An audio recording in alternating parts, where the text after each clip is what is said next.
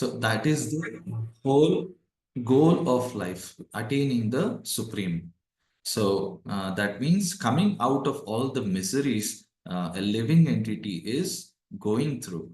So this chapter mainly focuses on the three modes of material nature and its interaction with the living entities. So there is various sections which are which describes in terms of food, in terms of passing away.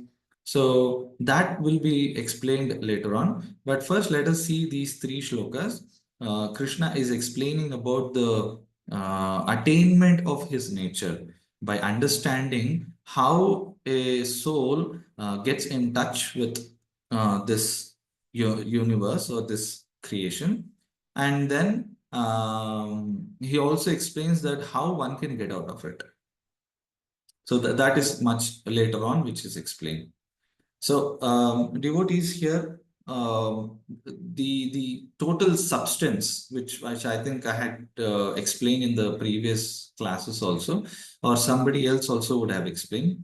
There are different substances or the ingredients of the creation which has gone through since time immemorial. We cannot calculate how and when this universe began, and again it gets into dissolution. That means there is creation, it stays for some time, and again there is dissolution. So one Brahma's life is very, very long time.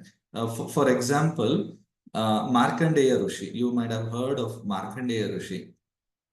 He had the blessings of living for Brahma's 7 days. That means for 1 week, he'll be there. So he has no death for 7 days.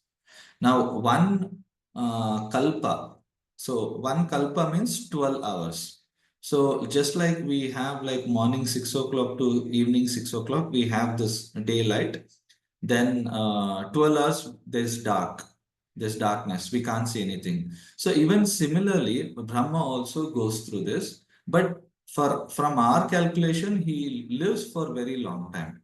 So Brahma, for 12 hours, he's awake, and 12 hours, he's sleeping. So when Brahma is sleeping, the entire universe which he has created, it's inundated. That means everything is filled with water and nothing is there. There's no creation. It's only Brahma who is there, and everybody is transferred. All the living entities which were there, so they're dissolved. There's a dissolution, there's Mahapralaya, and then there's everyone is going into that Mahatattva, and they're going back to whichever state of being they were. So that is being explained. So like this, 12 hours is one kalpa where he is awake. So like that, Markandeya Rishi was supposed to live for 7 days. Now, how do we calculate this kalpa? What is the method which is used? What is the mathematics? So all we know is Satya Yuga, Treta Yuga, Dwapara Yuga, and Kali Yuga. Now each has as particular numbers to stay. For example, Kali Yuga is 4,32,000. Double of that is Dwapara. Then 3 times of Kali Yuga is Treta Yuga. 4 times of Kali Yuga is Satya Yuga. So like that, there is one Mahayuga. That into 1,000.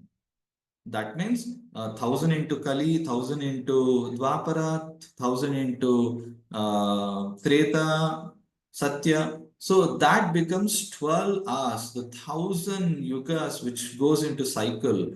So that is 12 hours of Brahma. So just imagine 12 hours is so long.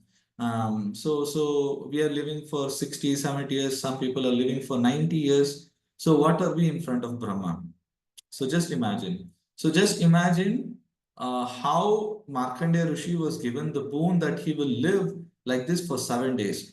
What was happening is for these 7 days, he was going everywhere because he had no death, no disease at all. He did not go through any suffering. He's that kind of personality he received.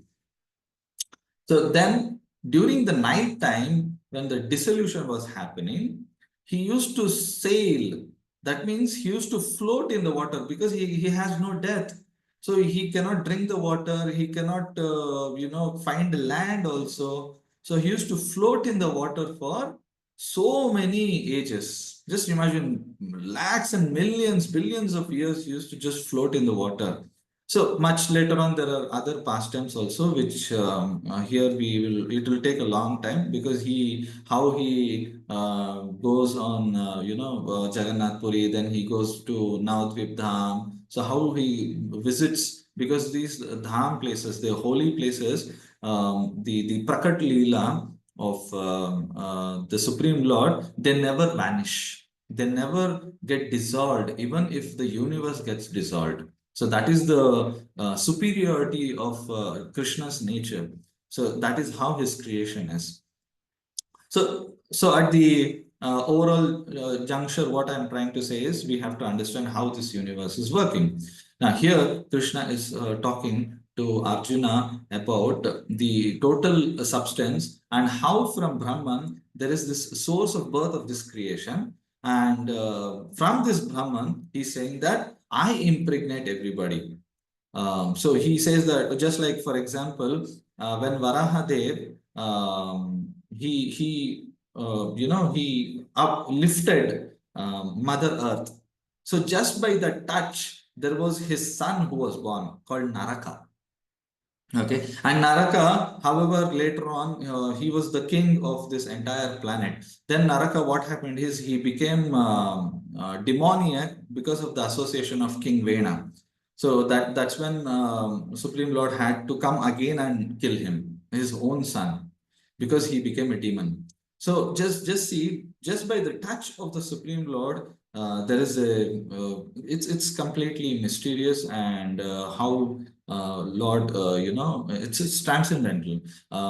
For example, Vedanta Sutra explains that sa aikshataha, just by glance. So it is explained in Vedanta Sutra that when the Supreme Lord is just looking, he's glancing at the material nature, there are millions and billions of living entities, the host of beings are getting created, and there are so many universes getting created. Just like in the Mahavishnu, from the pores, all the universes are coming out of the bubbles. So similarly, just by, as mentioned in these shlokas, Krishna is telling that it is possible that all living entities come, and it is possible by me. Okay, so he is the source. That's why we say he is the cause of all causes. He is the source of all the creation, all the living entities. So that has been explained. And also in the seventh chapter, previously we had read about. So there he explains very nicely the elements also, and he explains about the superior nature as well. Bhumirapo nalo vayu kham mano buddhirevacha ahankara iti me binna prakritirashtadha. He says there are these five gross elements, what you see, feel around. Then there's three elements, including the false ego or the ahankara. So all these are separated energy. Then he says, Aprameyam itaspanyam prakritim vidhi me param jiva bhuta mahabaho yedham dharyate jagat. So he says, apart from this, Arjuna, there's another nature, there is another world that is very superior to this. This is inferior. What you're seeing, Arjuna, this is nothing.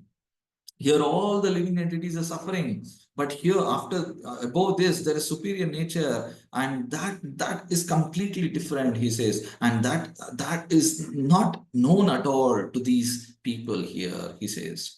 Even in the 13th chapter, the previous chapter, Krishna is explaining about how the living entities are following certain ways of life because they want to enjoy the three modes of nature.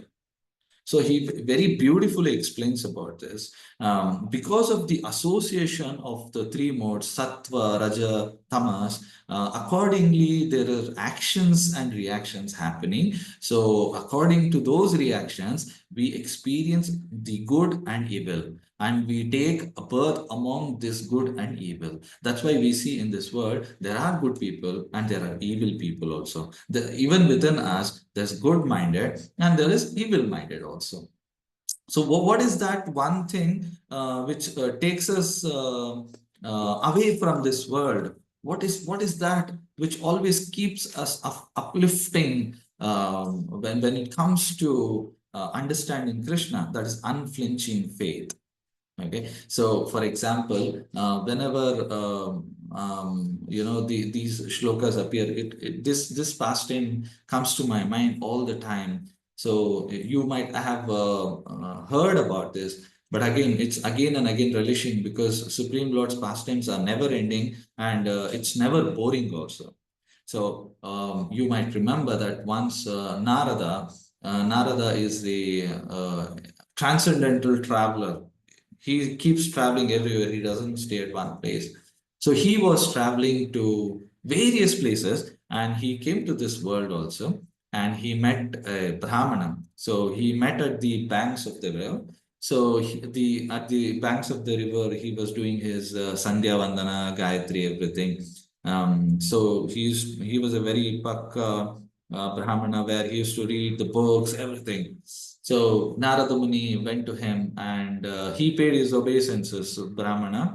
And Brahmana asked, Oh Narada, where are you heading to? So he said, I'm going to meet Narayana now. I'm traveling and I'm going to meet him. So he asked like that. So then Narada said, what do you want? So Brahmana asked, please ask Narayana that when can I get liberation? Will this be my last birth because I'm doing so much? I'm reading every day. I'm doing my Sandhya Vandana. I'm doing my rituals. Everything is there. So please ask Narayana that will I get liberated after this? So that is what his request was. He said, okay, I will convey this message. Then he goes forward. He meets a poor cobbler who is sitting under a big tree and he is busy mending the shoes. He's repairing the shoes of people. So he also pays his obeisances to Narada. And Narada asked, Oh, cobbler, what do you want? Is there anything you want? Any blessings or any boon? He says. Yes, my lord. If you can please convey this message to Narayana and ask that when will my suffering end? Will this be my last birth? He asked. So both Brahmana and cobbler ask the same thing. And Narada says, yes, when I'm going there, I'm meeting, I'll definitely ask them. So Narada goes to another place where Narayana is performing his pastimes and he meets him. He pays his obeisances, his prayers, everything. And then Narayana asks, yes, Narada, tell me, what do you have? So Supreme Lord, he knows everything. So Narada said that I met these two people on the way coming and they have these questions. So who will get liberation? So Narayana explained that the cobbler would get liberated. He will come after this life. He was astonished. He was surprised. Narada asked, how is that, my lord? That is it possible that this cobbler is always mending these shoes? He is never engaged in devotional aspects or devotional life. He doesn't do any devotional service. He's doing his duty and he's earning money. That's all. He's maintaining his family. So how is that? But on the other hand, Brahmana is reading every day. He's chanting mantras. He's doing his rituals. He's taking 3 times bath. So he's doing everything. So what is the difference? So the Lord said, so go and convey this message. When you meet them, you tell them that they will definitely ask what the Lord is doing. And you convey this message that I was trying to put through an elephant through the eye of a needle. You see, it's very difficult. Sometimes we find it very difficult to put the thread, the small thread inside the hole of the needle, right? The eye of a needle. So Supreme Lord said, just tell them that I was trying to push the elephant through the eye of the needle. He said, okay. And he came back, he was traveling, and he met these two beautiful people. So first he met the Brahmana. So when he said that this is what Supreme Lord is doing, because Brahmana asked, oh my Narada, what is the Supreme Lord doing in Vaikuntha? So he said, this is what he's doing. He's trying to push the elephant through the eye of a needle. And he was taken aback. And how is it possible?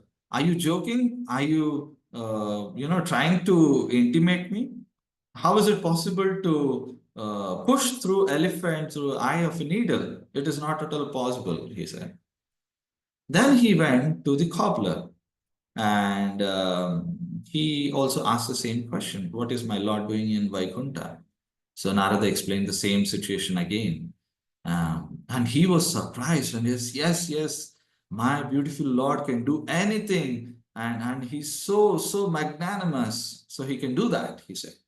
Narada was surprised. He asked, so how's that you believe elephant can go through the eye of a needle? O cobbler, he asked. So the cobbler said, it is possible, Narada. You see, I'm sitting under this big tree. It's a big tree, and it is producing so many fruits, and each fruit has a seed, and each seed is a potential big tree again. So when the small seed can become a big tree, you see, there are big banyan trees, big trees, gives big fruits. There's so many trees, just by a small seed. Is it not possible for my Lord to put through an elephant through the eye of a needle? So, hearing this, Narada understood who will go back to Godhead in this lifetime. So, what we understand here is, devotees, the unflinching faith one has on the Supreme Lord. To progress in devotional life, it is paraspara. So it is a heart-to-heart connection that we pray, and there's something which happens within our heart. When we sincerely pray to the Lord, we have that faith that yes, He is the one who takes care of us and He answers our prayers. And I've been begging, I have been praying sincerely, that asking the Supreme Lord, please help me progress in my spiritual life. I pray to my spiritual master, because the transmia Vidyam is only through spiritual master. So I'm asking, I'm begging that I want to advance in my spiritual life. I want to get that faith. I want to progress. So how is that possible with that unflinching faith? We need to believe. It's just not blind belief, but it's through the eyes of the Shastras. Shastra Chakshuhu. So through the eyes of the Shastra, one is able to believe. He's able to see what only, because generally in the day-to-day life, what my mentality is, seeing is believing. Whatever I see, I will believe. But there is a way where we look through the eyes of the Shastra. So this unflinching faith, devotees, will take us to the next stage of life, or the next process in advancing ourselves. So this is very important lesson through this shlokas, that we need to understand how the Supreme Lord can do anything, how just by his glance or just by his touch, he can do anything. Angani yasya sakalendriya vrittimanti. So he says, Angani yasya sakala indriya. He has, just like we have so many limbs, we have so many senses, the Supreme Lord is also having so many, senses. It's not that how the Mayavadis explain, they try to explain that Nirakara. That means Lord doesn't have any form. because they take the reference from the Vedas. If you come across and meet some Mayavadis, you'll understand, who are impersonalist. That means they do not believe in the form of the Lord. So ultimately, they say that Supreme Lord doesn't have any form at all. So if you get in touch with them, you'll understand this. So they will quote the Vedas that there is a mention of the shloka of this. But you need to also understand that Supreme Lord doesn't have form like us. We are conditioned, our senses, our form, what is there, it is conditioned. But the Supreme Lord is nirgunaha. That means he is above this transcendent, above this nature. His nature is transcendental. So this has to be understood. So do not get confused. It is clearly explained in the Bhagavad Gita. Srila Prabhupada exclusively defeats the Mayavada philosophy, and our acharyas also clearly given the argument explaining the situation because the other impersonalists, what they say is, yes, of course, the Supreme Lord is creating, and after creation and before creation, there's nothing. There's only light. There's only light, they say. No, that Brahman, that supreme Brahman is not just light. You do not see what is beyond that effulgence. So it is clearly explained in Brahma Samhita also. Brahma explains that there is this Brahman, and above Brahman, he goes beyond that Brahman. So Lord Brahma, after he has done, he has come to know that who he is. So he goes beyond. So the Supreme Lord asks him to come there. So he goes beyond this Brahman, and he sees that there is Vaikunthas, there's Golokas, there's so many. So there's a shloka in Brahma Samhita. I forgot that. Devi Dhama, Mahesha Dhama. Then he goes on explaining that shloka as we chant in the Brahma Samhita. So he explains that how these lokas are there. So Supreme Lord is not just some ordinary being as we think. When he appears here, he appears with all his potency, and he is the same Supreme. He is Supreme Lord who is there in Goloka Vaikuntha. He appears here, and his everlasting pastimes are taking place every now and then. Okay, so we need to understand that we need to have this faith, complete faith. We need to progress in life. We need to understand more and more, and this type of knowledge is very essential because to build our faith, this is really essential. So with this, I end my class here. Thank you very much, devotees, for the attendance. Continue attending every day like this, and it will be very helpful for you for just for half an hour every day. Thank you very much. Hare Krishna, Dandavats Pranam, all the Matajis and Prabhujis. Hare Krishna, Prabhuji, Pranam. Pranam to everybody assembled. Hare Krishna. Thank you, Prabhuji. Pranams to you.